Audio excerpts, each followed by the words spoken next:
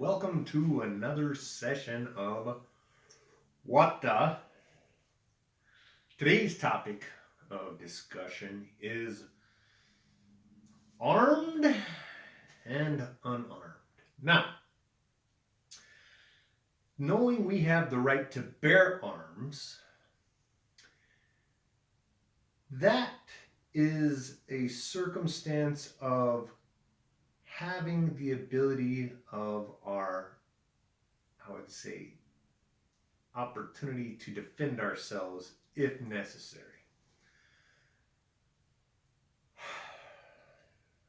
And it gets kind of tricky and convoluted when you get into, okay, what is bearing arms? What is armed and unarmed? So, the right to bear arms. If I carry a pistol on my hip, and that pistol requires a clip, so I have to put the clip in the pistol, then I have to chamber the bullet. That would make me armed.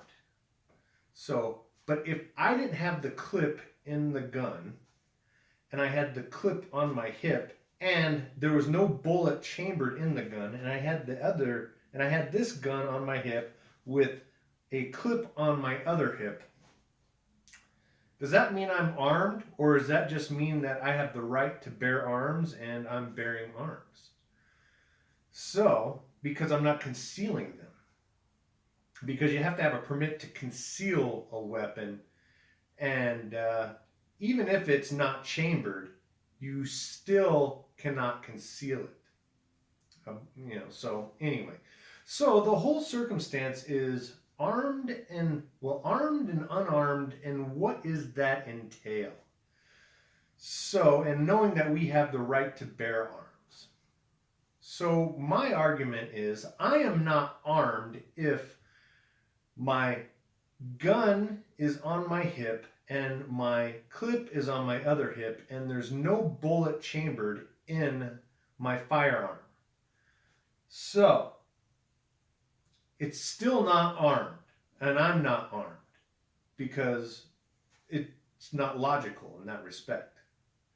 But if I do put the clip in the gun, at that point I think that would be armed. So, and then I could chamber it, and that would be armed and dangerous. So there is a logical circumstance of what it is to be armed. Because armed, as soon as that clip enters that pistol or rifle, whatever it may be, then at that point you're armed. So if I'm unarmed, if I only have the ammunition on one hip and a gun on the other, I'm unarmed. So, but I have the right to bear arms.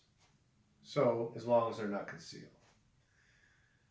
So that goes into the rationale of, okay, we do have our Second Amendment rights, for the right to bear arms. So, anyway, knowing that, that is what people are trying to take away from us as Americans. Who are they? I don't know, I would say foreign interests, possibly. Yeah, and those foreign interests, what if they're weapons manufacturers manufacturing weapons inside the United States and using those weapons against Americans? And where do they use those weapons against Americans? Well, if we have our Americans go to other countries and then they shoot at us with those manufactured weapons in the United States, wouldn't that be treasonous?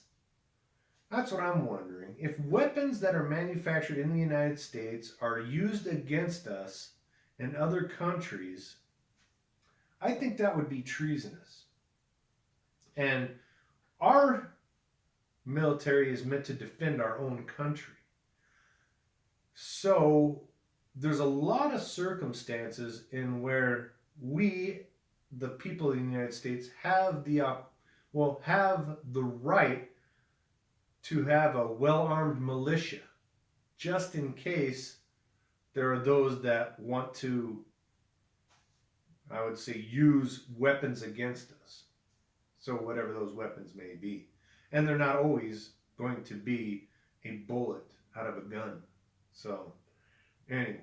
So, I think my point is we really have to pay attention to the language that exists in society and not mistake it for ambiguous remarks in where people say gun control.